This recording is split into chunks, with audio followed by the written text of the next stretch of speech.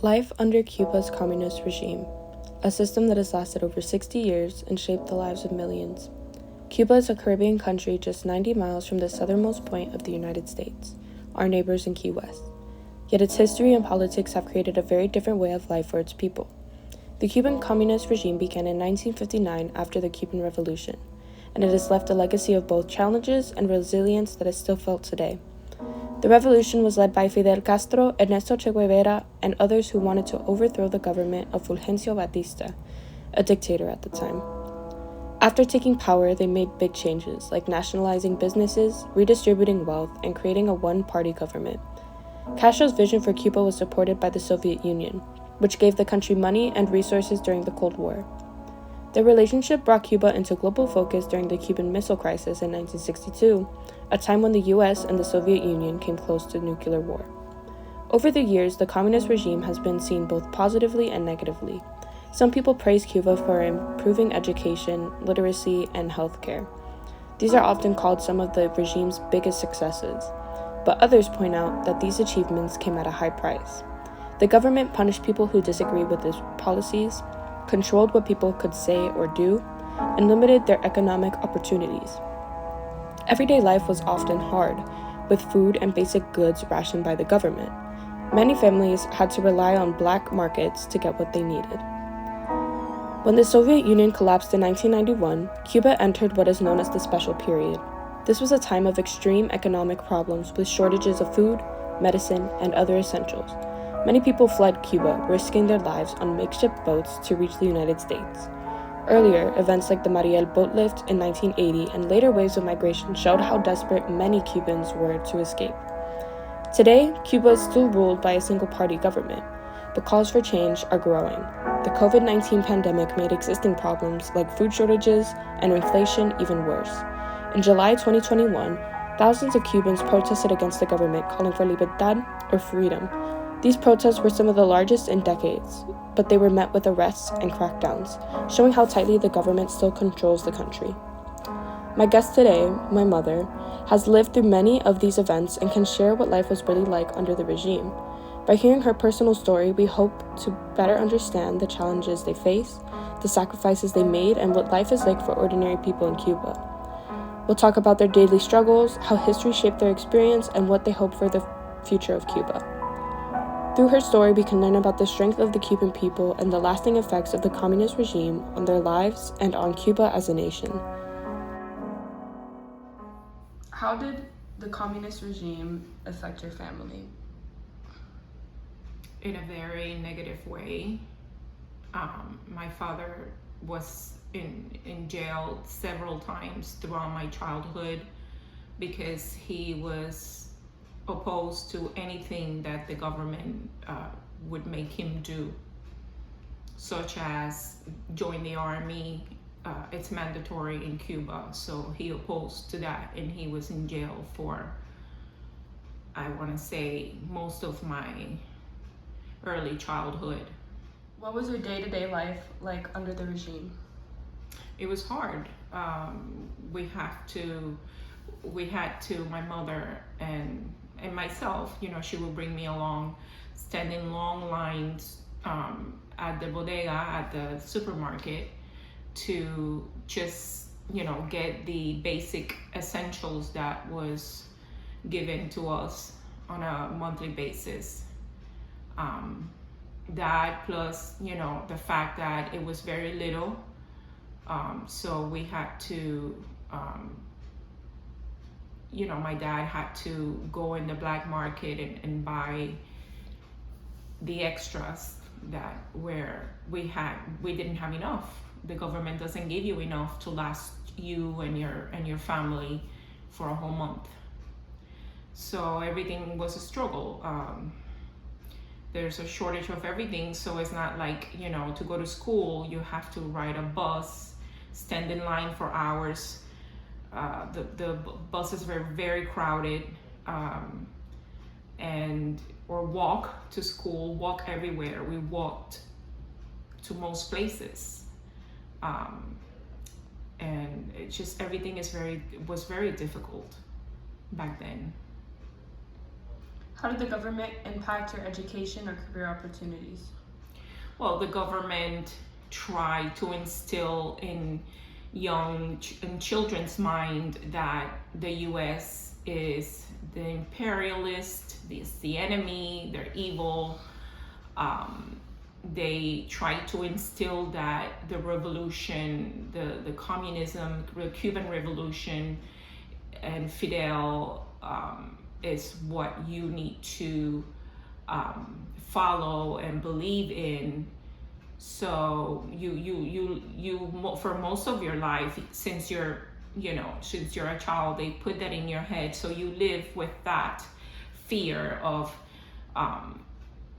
being attacked by the US, or that everything bad that happens is because of the US, the policies that the US applies to Cuba, and so yeah. But I knew the difference because my parents explained to me at home that it was the opposite. So how did people cope with shortages of basic needs like food, clothing, and medicine?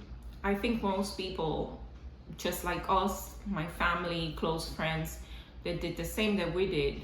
Go, in the black market and buy all the other, necessities, food, medicine, items of clothing, everything else that you needed or wanted in the black market.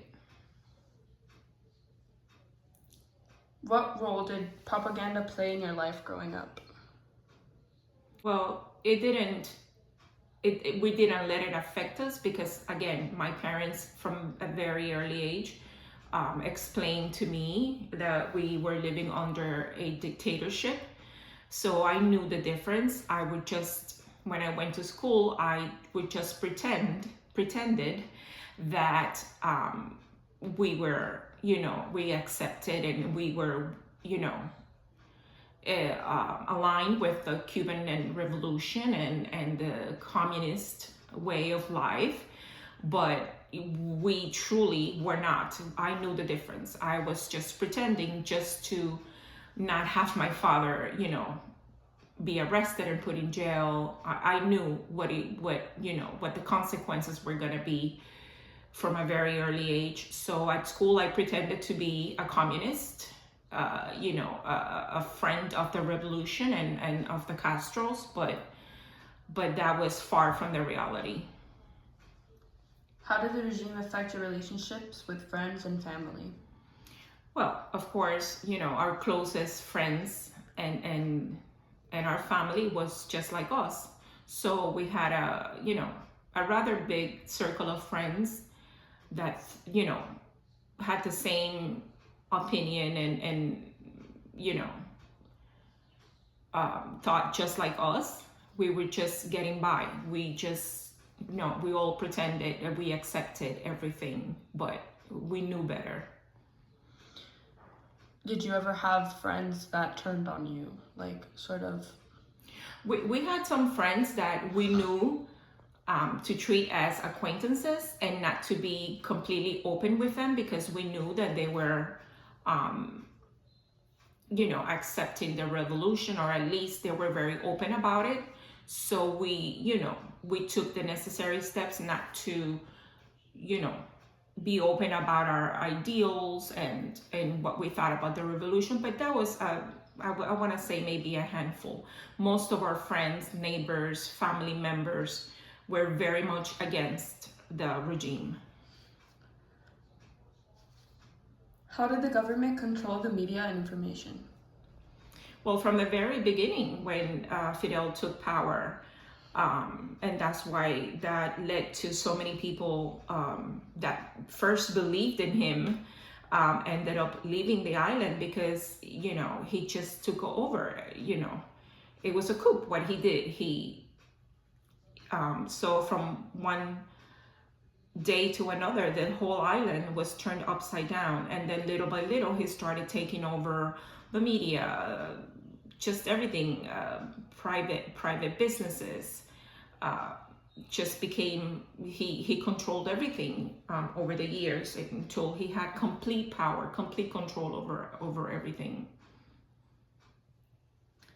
How was the healthcare system like under the regime, and did it match its reputation abroad? No, I believe it does not match the reputation above when you have, shortage of just the basic stuff, painkillers, band-aids. There's none of that. And I hear that now is even worse, thousands of times worse than when we were living there.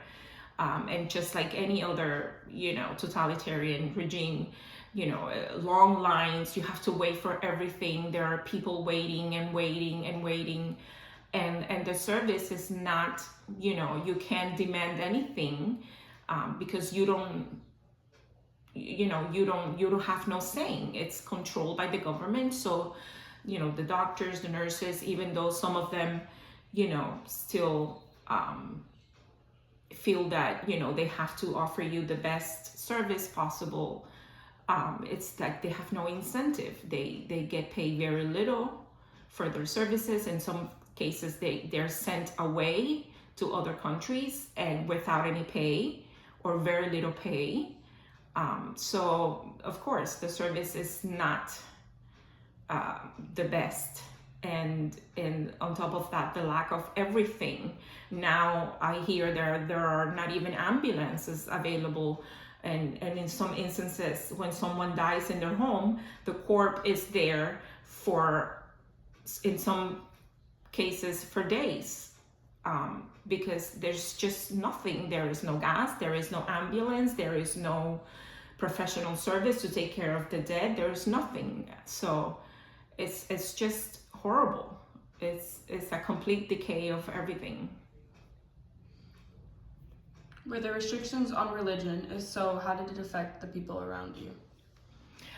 There were I had some family members that were very, hardcore Catholics, and they were oppressed at the beginning when he took power. He wanted to be it. He wanted to be God. Because the idea of a Catholic or a Christian believing that God is their savior, is their highest power, the one that they have all their faith in, that didn't go well with Castro and his totalitarian ideals. So yes, he oppressed many people because they were completely devoted to their faith and their church. So he took it upon himself to pretty much oppress churches and the way that they teach the word of God. So basically, if you're not aligned with his ideals, then you were completely, set aside, oppressed, and in some cases even, put in jail and, torture, beaten, all sorts of things. How did the government enforce loyalty? Were there consequences for dissent? Yes, of course.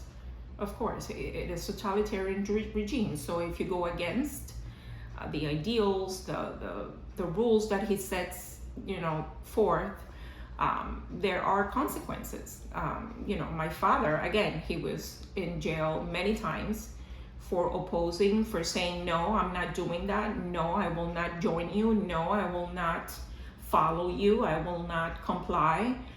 And so, yes, of course, there are consequences.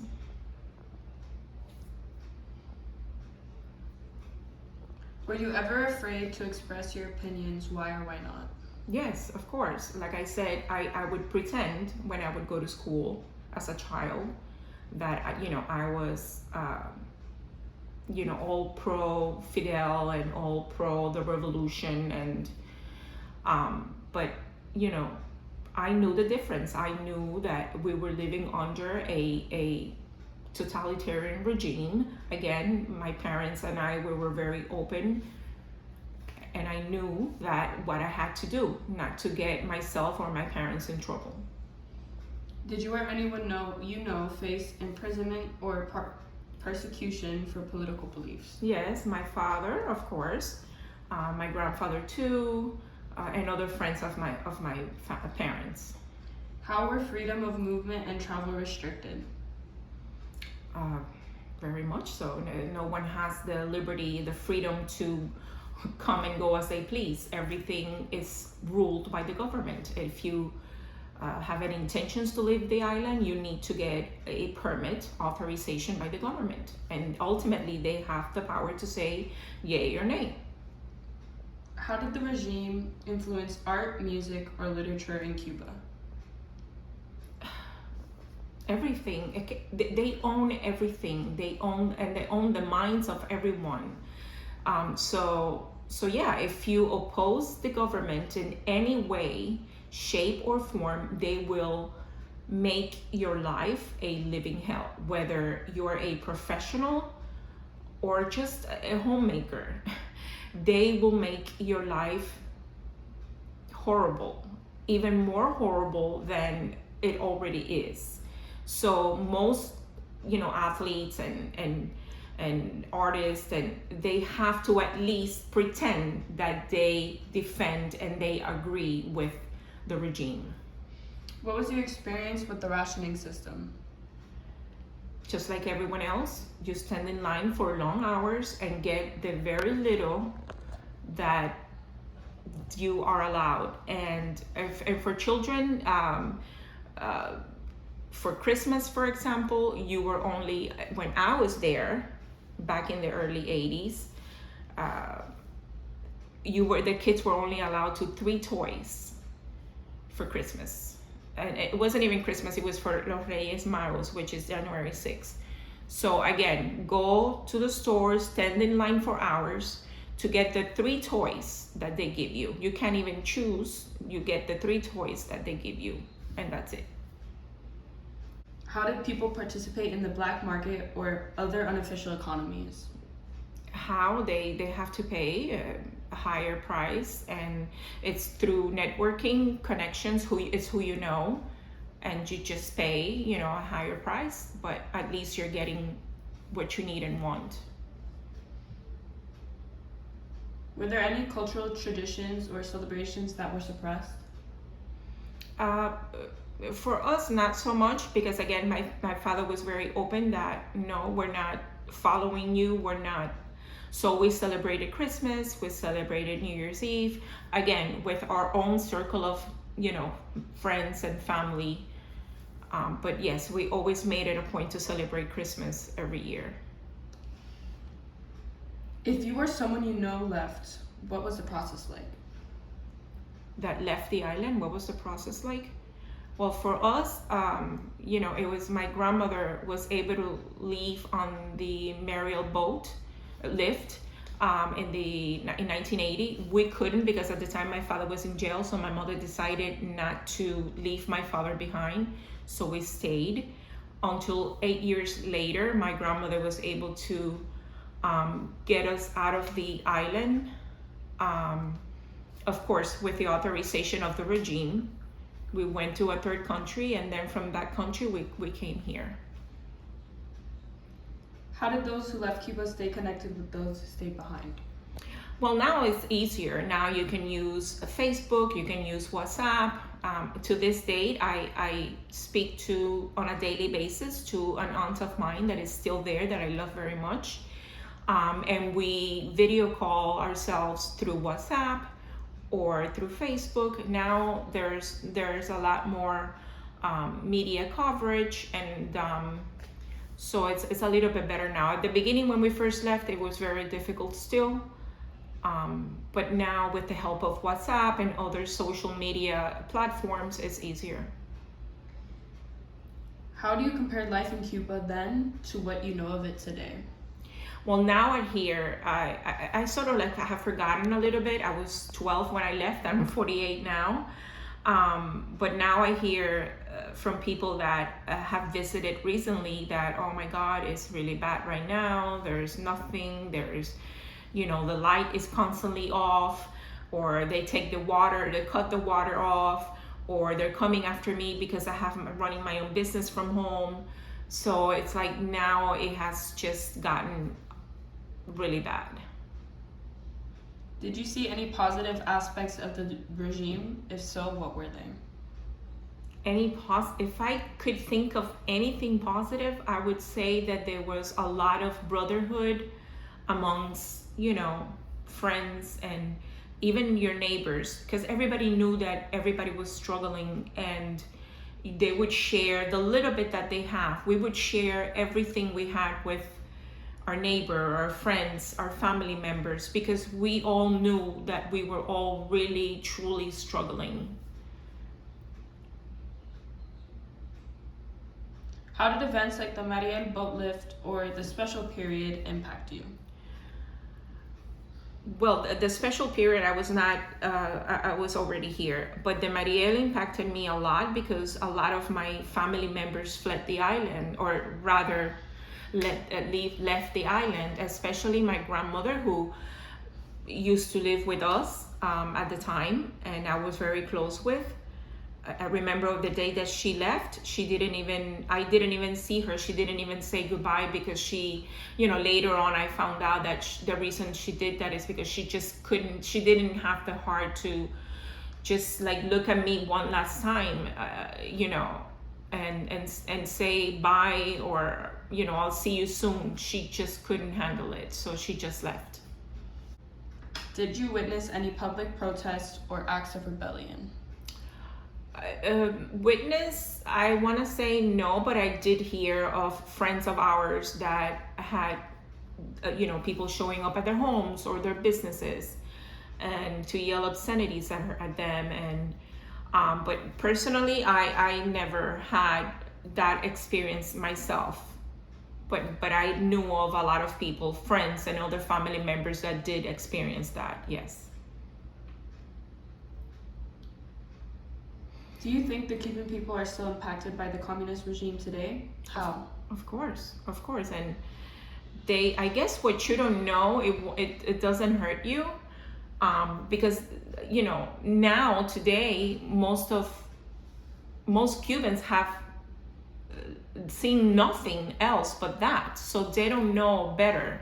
Yes, they hear how good and how nice it is outside of the island, but it's such an impact when they leave the island and they go live somewhere else, that they no matter how many times you hear how nice it is to live in the US or somewhere else, it doesn't really shake you or impacts you until you actually go and live somewhere else. So for them, it's just life, another day, another dollar, another struggle. That's all they know. The generation that lived before Castro, I believe there's very little left at this point, very little, if any. So the rest have just been born into communism or socialism. I don't even know what to call it anymore. What changes would you like to see in Cuba's future? Well, the most important one, free elections. For people not to be afraid to speak their mind, and if they're against or they oppose the opinion of a party, to feel free to speak their mind, and not to feel afraid of being reprehended or incarcerated because of the difference of opinion. To have at least two parties. Everything doesn't have to be the way that it is now, his way or the highway. So yeah, that's for sure what I would like for my people to have. And if you could tell the world one thing about your experience, what would it be? It's just it's a sad reality that we had to go through, but that was some 35 years ago. So, we were the lucky ones. At least, I consider myself very lucky that I only lived in that hell for 12 years. And, America is the best in the world. Okay, thank you. You're welcome.